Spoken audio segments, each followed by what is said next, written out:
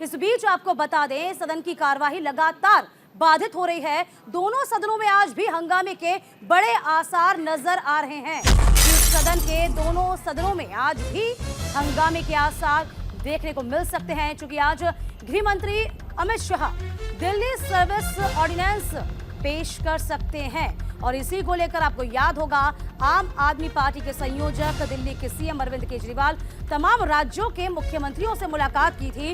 इस अध्यादेश को रोकने के लिए साफ तौर पर अपील की गई थी कि इस अध्यादेश को रोका जाए, उनके समर्थन में आ खड़े हों तमाम पार्टियां। इस बीच आज का दिन सदन में बेहद महत्वपूर्ण रहने वाला है। संसद के दोनों सदनों में एक बार फिर से हंगामे के आसार नजर आ रहे हैं। तो गृह मंत्री अमित शाह सर्विस ऑर्डिनेंस पेश करेंगे। इसी के साथ साथ मणिपुर हिंसा को लेकर जो घटना है वो थमने का नाम नहीं ले रही है। लगातार हंगामा चल रहा है। मणिपुर मसले पर गतिरोध तो लगातार जारी ही है, लेकिन आज का दिन बेहद महत्वपूर्ण हो चला है।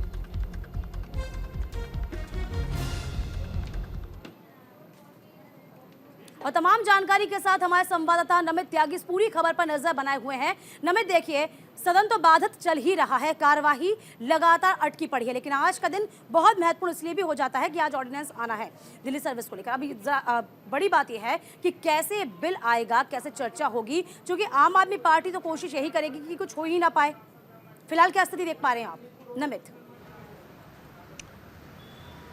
देखिए, बिल्कुल शायद आशंका तो कल थी कि कल गृह मंत्री अमित शाह दिल्ली अमेंडमेंट बिल को पेश करेंगे, लेकिन कल मणिपुर के मुद्दा पर लगातार हंगामा होता रहा, जिसके चलते लोकसभा की कार्रवाई आज के लिए स्थगित हो गई थी। और आज जैसे ही 11 बजे की कार्रवाई शुरू होगी तो आज गृह मंत्री अमित शाह लोकसभा के पटल पर जो है दिल्ली अमेंडमेंट बिल को रखेंगे, जिसको रोकने के लिए आम आदमी पार्टी ने सुप्रीम कोर्ट के अंदर पहले लड़ाई लड़ी। और उसके बाद जब केंद्र सरकार अध्यादेश लेकर आई तो विपक्षी पार्टियों के सांसदों को का समर्थन लेने के लिए अरविंद केजरीवाल ने पूरे देश का भ्रमण भी किया था। चाहे उसमें टीएमसी की बात करें, एनसीपी की बात करें, शिवसेना की बात करें, तमाम बड़ी पार्टियों का समर्थन मांगा था। लेकिन इन सब के बीच में बड़ी बात यह है क्योंकि लोकसभा के अंदर विपक्ष के पास बहुमत का आंकड़ा नहीं है, एनडीए के पास 300 से ज्यादा सांसद है, तो लोकसभा में विपक्ष शायद इस बिल को रोकने के अंदर जो है वो नाकामयाब होगा। लेकिन राज्यसभा के अंदर असली गेम होगा। राज्यसभा में नेक टू नेक फाइट है, क्योंकि वाईएसआर कांग्रेस और बीजेडी ने एनडीए का समर्थन कर दिया है। ऐसे में राज्यसभा के अंदर भी विपक्ष को इस बिल को रोकने के लिए एड़ी चोटी का जोड़ लगाना होगा,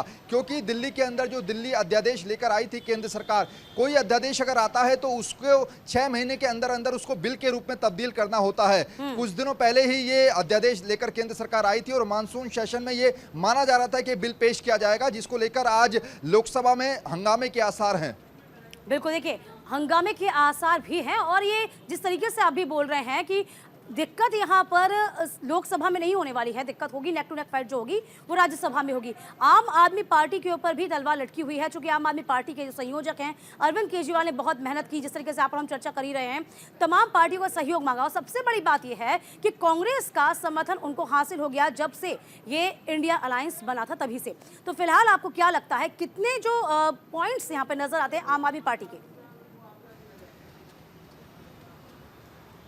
देखिए, दरअसल अगर मैं राज्यसभा की बात करूं, क्योंकि लोकसभा में बीजेपी को इस बिल को पास कराने में कोई प्रॉब्लम नहीं होगी, लेकिन राज्यसभा के अंदर अगर 2-4 बीजेपी सांसदों ने क्रॉस वोटिंग कर दी तो शायद ये बिल वहां पर रुक सकता है। जैसा कि विपक्ष के कई बड़े सांसदों से लगातार कल से मेरी बातचीत हो रही है, उनका ये कहना है कि उनको भरोसा है कि बीजेपी के कुछ ऐसे राज्यसभा में सांसद हैं जो कि क्रॉस वोटिंग कर सकते हैं। और अगर ऐसा हुआ दीपिका, तो निश्चित तौर पर यह बिल राज्यसभा के अंदर तो रुक जाएगा। लेकिन जो मेरे सूत्र बता रहे हैं कि आज केवल लोकसभा के अंदर इस बिल को रखा जाएगा, यानी कि दिल्ली ऑर्डिनेंस बिल को रखा जाएगा। इस पर चर्चा आज नहीं होगी, चर्चा के लिए आगे कोई दिन जो है वो सिलेक्ट किया जाएगा। लेकिन देखिए रमत, ये इसलिए भी बहुत महत्वपूर्ण हो जाता है सत्र, क्योंकि 31 बिल पेश किए गए हैं। 10 ऐसे बिल थे जिस पे पहले चर्चा हो चुकी है, लेकिन उन पे कोई सहमति नहीं पड़ पाई, और 21 बिल तो बाकी हैं जिस पे चर्चा होना बाकी है। तो ये चुनौती से कम नहीं होगा। चलिए, इस पे आप नजर बनाए रखिएगा। बहुत शुक्रिया आपका, नमित।